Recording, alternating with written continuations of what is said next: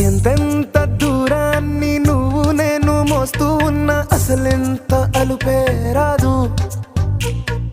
ఎన్నెన్ని తీరాలు నీకు నాకు మధ్యన ఉన్న కాస్తైనా అట్టే కాదు.